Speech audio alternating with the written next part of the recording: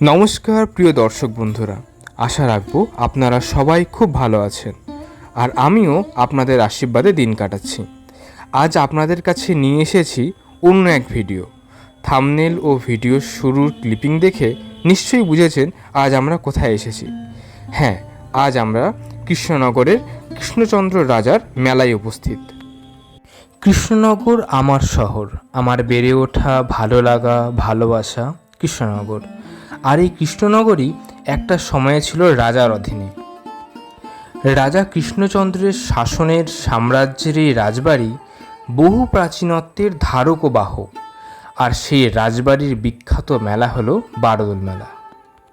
কৃষ্ণনগর মানেই আপনারা জানেন বিখ্যাত অধরচন্দ্রের সরপরিয়া, ঘূর্ণি মৃৎশিল্প, সঙ্গে বারোদোল, রাজার বাড়ির ঐতিহ্য, আরও অনেক কিছু। এখানে মেলাতে ভগবানের 3টি বেশ ধারণ করানো হয়। প্রথম দিন রাজবেশ, সেদিন প্রতিটা ঠাকুরকে রাজার মতো সাজানো হয়। দ্বিতীয় দিন ফুলের বেশ, যা ফুলবেশ বলা হয়। আর তৃতীয় দিন রাখাল বেশ, যা কিন্তু ভগবান কৃষ্ণের আদি বেশ। এই 3 দিনই মানুষ ভগবানকে আবির দান করে ও আগত সাধু সন্ন্যাসীদের চাল ও অর্থ দান করে থাকে। আমরা এসেও এই মজা নিতে কোনোবার ভুলি না। দোল চলে যাওয়ার পরও কিছুটা দোলের আবেশে নিজেদের রাঙাতে বেশ ভালো লাগে। আমরা যদিও ঠাকুর দর্শনের তৃতীয় দিনে এসেছি, তাই আপনাদেরকেও রাখাল বেশের ভিডিও ক্লিপিংই শেয়ার করতে পারছি। প্রাচীন প্রথা মেনে আজও দোলযাত্রার পরবর্তী একাদশীর পর থেকে চলে ভগবান পূজা। আগে এই মেলাতে ঠাকুর 7 দিনের জন্য দর্শনের সুযোগ পাওয়া যেত, কিন্তু এখন তা কালে কালে 3 দিনে স্থগিত হয়। আগে গোপীনাথের বিগ্রহ দর্শনের সুযোগ থাকত, কিন্তু এখন তা অগ্রদ্বীপের মন্দিরে স্থাপিত বলে তার পটচিত্র দর্শনের সৌভাগ্য হয় আমাদের। শোনা যায় সেই সময় এই মেলা রানীর আবদারেই বসানো হয়েছিল, কিন্তু আজও এই মেলা চলে প্রত্যেক বছর। রাজার সময় থেকেই আজও সুষ্ঠুভাবে অনুষ্ঠিত হয়ে আসছে বারোদোল মেলা। 1 মাস ব্যাপী এত সুন্দর মেলায় শুধু সারা কৃষ্ণনগরবাসী যে অংশগ্রহণ করেন তা কিন্তু নয়, বহু দূর দূরান্ত থেকেই মানুষ এই মেলার আনন্দ নিতে উপস্থিত হন। এই যে দেখছেন বড় ফাঁকা জায়গাটি, এখানেই মূলত রাজবাড়ির পূজা অনুষ্ঠিত হয়। এই অপূর্ব ঝাড়বাতির সজ্জা আজও নানান স্মৃতি বয়ে নিয়ে চলেছে।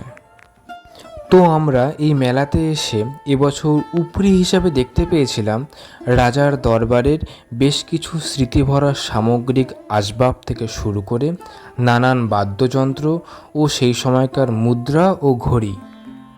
রাজশাসনের অবসানের পর সরকার শাসিত সমাজ এলেও রাজপরিবারের সদস্যরা তো রাজবংশই হয়। তাই বর্তমান সময়ে আমাদের শহরের রাজবংশধর মনীশচন্দ্র রায় ও রানী অমৃতা রায় এবং তাদের তত্ত্বাবধানেই প্রতি বছর মেলা উদ্বোধন থেকে শুরু করে দুর্গাপুজো, জগদ্ধাত্রী পুজো, বাসন্তী পুজো এই রাজবাড়িতেই অনুষ্ঠিত হয়ে চলেছে।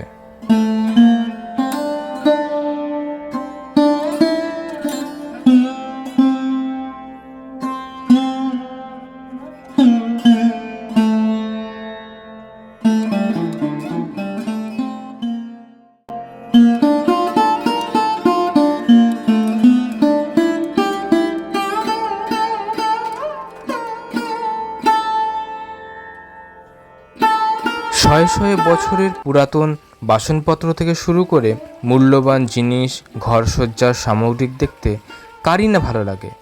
আর পুরাতন জিনিসে তো আকর্ষণ আরও বেশি হয়।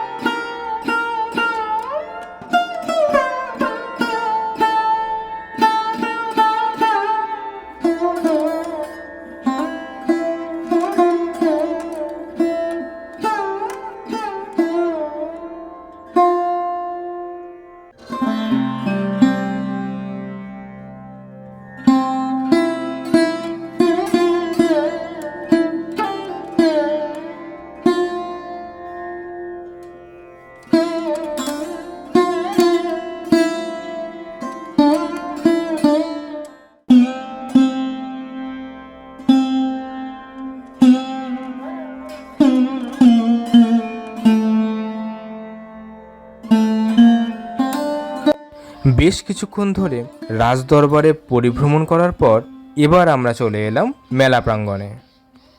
জমজমট মেলা চত্বর, হইচই, কেনাকাটি, খাওয়া দাওয়া, মজা, আনন্দ, ব্যাপারটাই যেন আলাদা। সারে সারে দোকান, বন্ধনমুক্ত মানুষের আনাগোনা, সবে মিলে এক অন্য পরিবেশ। মেলাতে সকল প্রকার সামগ্রিক আপনি একসাথে পেয়ে যাবেন, এমন কিছু দ্রব্য নেই যা আপনি মেলাতে পাবেন না। দুপুরের সার্কাস দিয়ে শুরু করে রাতের ডিনারের বিরিয়ানি দিয়ে পেট পুজো করে বাড়ি ফিরতে পারেন। এমন মজার মেলাতে চারিধার শুধু রঙিন আখড়া। পরপর নানান খাবার দোকান ছাড়িয়ে আমরা চলে এলাম বিগ বাজারে। মেলায় শুধু বিগ বাজার নয়, রয়েছে ডিসকাউন্ট বাজার, কলকাতা বাজার, সুপার বাজার ও নানান দিকে নানান দোকানের নানান আকর্ষণ। সঙ্গে দোকানের নামগুলোও ভারী সুন্দর, যেমন হোয়াইট হাউস, ফ্রি লাইফ, কলকা, আরও কত কী। ছোটদের খেলনা, রান্নাবাটির দোকান থেকে শুরু করে মেয়েদের শাড়ি, চুড়ি, ব্যাগ, গহনা ছাড়াও রয়েছে সকল বয়সীদের জন্য প্রয়োজনীয় দোকান।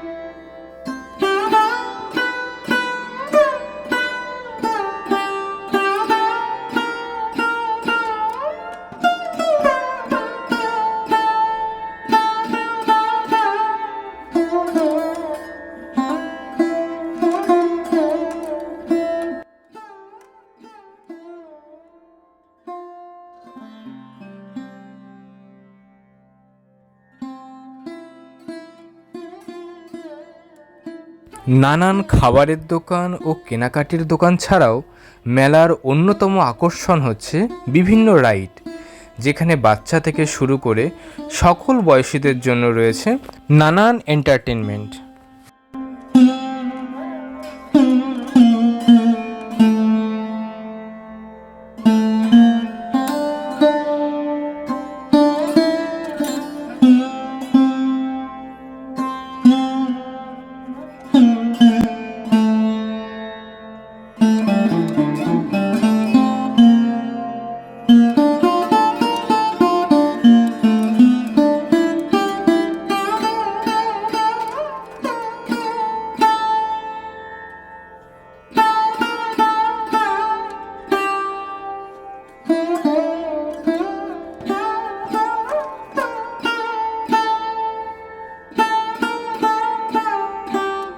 যে যেখান থেকেই আমার ভিডিওটি শেষ পর্যন্ত দেখছেন তাদেরকে জানাচ্ছি অসংখ্য ধন্যবাদ। আপনারাও কৃষ্ণনগরের এই বিখ্যাত বারদোল মেলায় কিছুটা সময় কাটাতে আসতেই পারেন। আর আমার এই ভিডিওটি দেখে যদি ভালো লাগে অবশ্যই আমার এই চ্যানেলটিকে সাবস্ক্রাইব করে যাবেন, যাতে করে আমিও আপনাদের সাথে যুক্ত থাকতে পারি। ভালো থাকবেন, সুস্থ থাকবেন আর আমার ভিডিও দেখতে থাকবেন।